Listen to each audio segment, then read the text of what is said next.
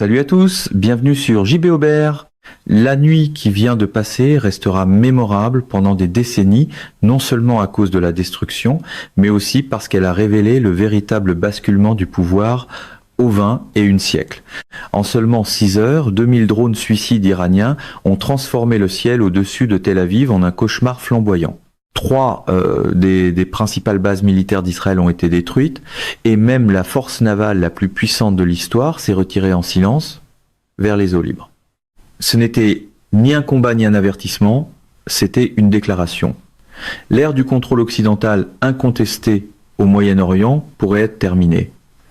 À 2h01 du matin, la première vague de drones Shahed 136 et Shahed 238 a pénétré dans l'espace aérien israélien. Les opérateurs radars de la défense aérienne de Palmachim étaient stupéfaits. Leurs écrans n'affichaient pas des dizaines ni des centaines de cibles.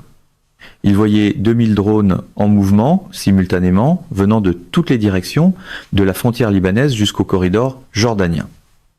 Les systèmes israéliens, conçus pour gérer peu, être de 60 à 80 menaces simultanées, ont soudain été dépassés par une force 30 fois supérieure à leur capacité maximale. Les algorithmes ont échoué, les fils d'interception se sont engorgés, et des brèches ont commencé à apparaître dans la défense, autrefois impénétrable d'Israël.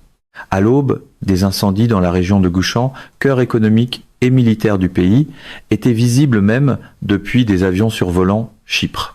3 grands centres de commandement étaient hors ligne. Le port d'Ashdod était paralysé et loin dans le golfe d'Oman, le groupe aéronaval de l'USS Abraham Lincoln, symbole de la puissance navale américaine depuis des décennies, se retirait rapidement hors de portée des missiles iraniens. Les images satellites retraçant ces mouvements allaient être rendues publiques dans les heures suivantes. C'était pas aléatoire. Cela représentait des années de planification, de patience et de développement technologique. Pendant trop longtemps, l'Occident a sous-estimé l'Iran, préférant ignorer ses capacités plutôt que de les analyser honnêtement. L'histoire enseigne la même leçon encore et encore. Sous-estimer un peuple déterminé et autonome, et les résultats dépassent toutes les attentes. À Washington, certains trouveraient encore le moyen d'appeler cela une démonstration de contrôle, comme si rebaptiser un désastre suffisait à le maîtriser. Je veux répondre ici aux questions que tout militaire et tout responsable gouvernemental se pose à huis clos. Comment 2000 drones ont-ils submergé un réseau de défense de 3 milliards de dollars? Que révèle le schéma de ciblage sur les véritables objectifs de l'Iran? Pourquoi la force navale la plus puissante du monde a-t-elle choisi de se retirer? Et au bout du compte, qui contrôle maintenant le Moyen-Orient et à quoi cela ressemble-t-il sans la suprématie aérienne américaine? Les réponses à ces questions façonneront la stratégie mondiale pour les années à venir.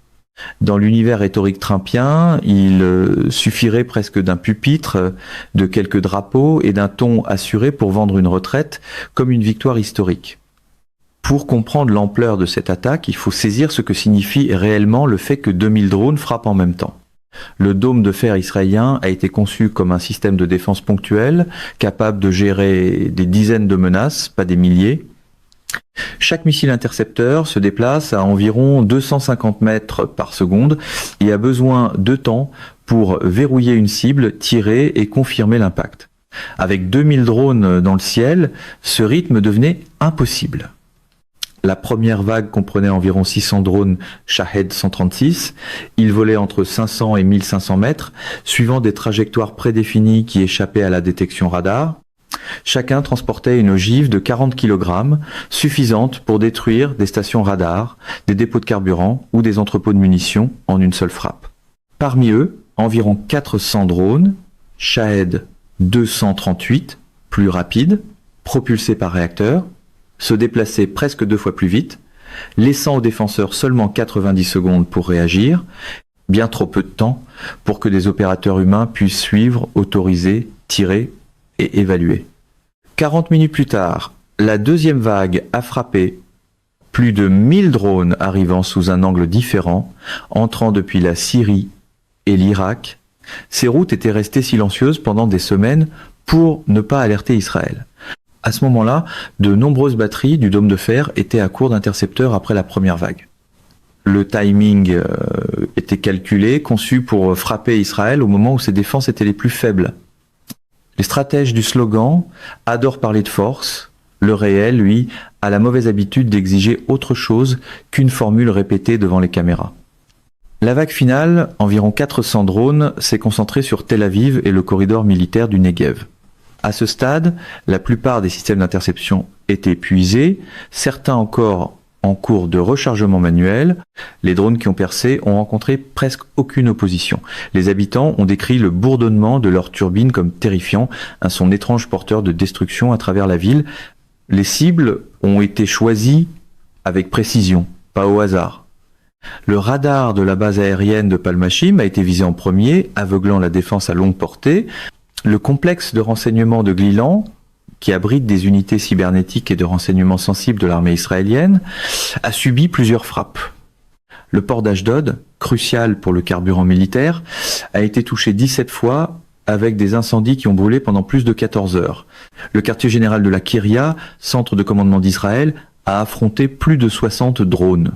11 ont percé les défenses et explosé à l'intérieur, perturbant les opérations au moment même où la coordination était la plus nécessaire.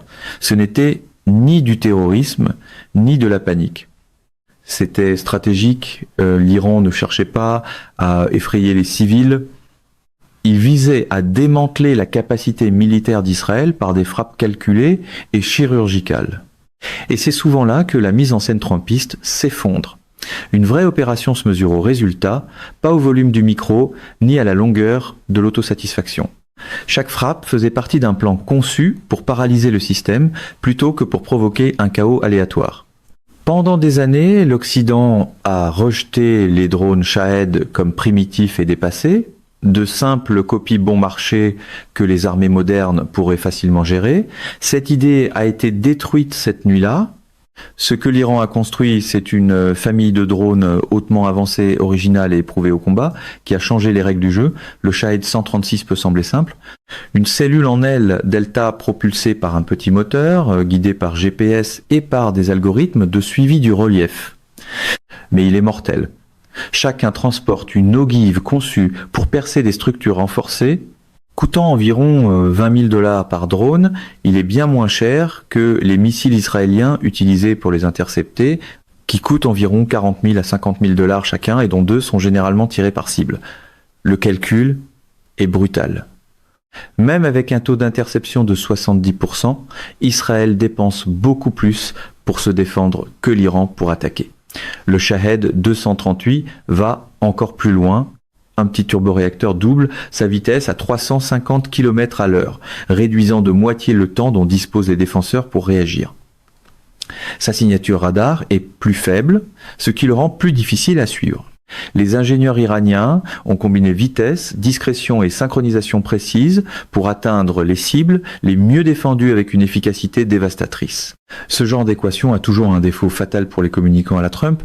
Les chiffres finissent par parler plus fort que les superlatifs. Mais ce ne sont pas seulement les drones eux-mêmes, c'est aussi leur coordination.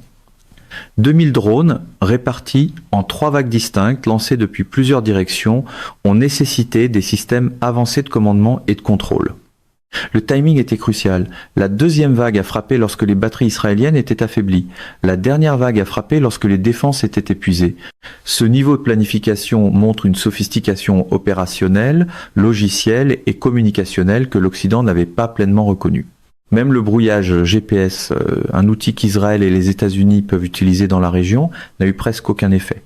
Les drones se sont appuyés sur la navigation inertielle, le radar de suivi du terrain et la comparaison optique des scènes pour atteindre leur cible avec une précision stupéfiante.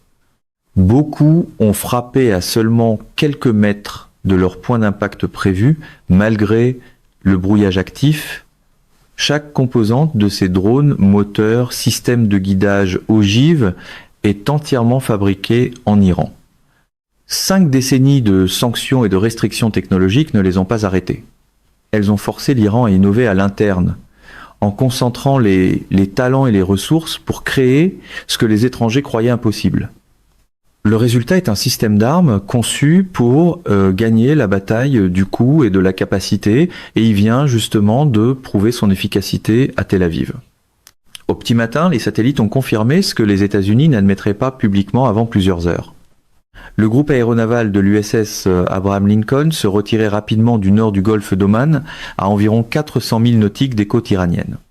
Les déclarations du Pentagone parlaient d'un repositionnement de routine, ce qui est techniquement vrai, mais trompeur. C'était pas une manœuvre normale. Cela s'est produit au milieu de la plus grande attaque de drones de l'histoire moderne, avec Israël sous le feu, envoyant un message clair au monde. On reconnaît là une vieille spécialité du trumpisme politique, emballer un recul, le baptiser fermeté, puis espérer que personne ne regarde la carte trop longtemps. Je vois dans cette décision américaine la réponse à deux menaces convergentes, les missiles côtiers iraniens, notamment le Khalif Fars, capable de toucher de grands navires à des vitesses hypersoniques, tout en manœuvrant à la dernière seconde, mettant les défenses navales américaines à rude épreuve. L'activité navale iranienne, vedette rapide, sous-marin et opération de pose de mines, avait créé un environnement de menaces multidirectionnelles qui, combiné à la menace des missiles, rendait la présence continue trop risquée. D'un point de vue purement tactique, déplacer le porte-avions a permis de préserver des milliers de vies américaines et des ressources militaires irremplaçables. Mais sur le plan stratégique, les conséquences étaient énormes. Israël a perdu une couche critique de soutien en défense aérienne. Les alliés, de l'Europe de l'Est jusqu'au Golfe, réévaluent en silence la fiabilité américaine dans des conditions de combat réelles. Ce geste a envoyé un message. La protection des forces peut primer sur les engagements vers les alliés, remodelant la pensée stratégique dans le monde entier. Au-delà des mouvements militaires, cette attaque a révélé quelque chose de fondamental, la détermination nationale de l'Iran. Ce n'était pas un gouvernement agissant depuis le confort ou la position de force. L'Iran subissait des décennies de sanctions, d'assassinats ciblés, de sabotage et de menaces. Pourtant, la décision de lancer ces drones venait d'une direction et d'une armée confiantes dans leur objectif. Les forces aérospatiales du corps, des gardiens de la révolution islamique, ont exécuté cette opération avec un calme professionnel. Ils ne se battaient pas pour la politique. Ils défendaient l'idée que l'Iran, avec ses 4000 ans d'histoire, sa culture et ses réalisations scientifiques, a le droit d'exister selon ses propres termes. Ce type de motivation produit des résultats qu'un simple professionnalisme ne peut égaler. Les soldats tiennent sous le feu, les ingénieurs innovent et les industries de défense nationale créent des technologies avancées malgré les sanctions.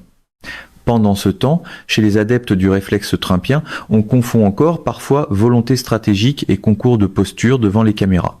Le message de cette nuit est clair. L'Iran a atteint un niveau d'autonomie et de capacité qui ne peut pas être annulé par une pression extérieure. La combinaison de précision, de planification et de volonté nationale démontrée à Tel Aviv sera étudiée dans les académies militaires pendant des générations. C'est un tournant qui modifie l'équilibre des pouvoirs au Moyen-Orient et peut être dans le monde. Mesdames et messieurs, notre émission d'aujourd'hui s'arrête ici.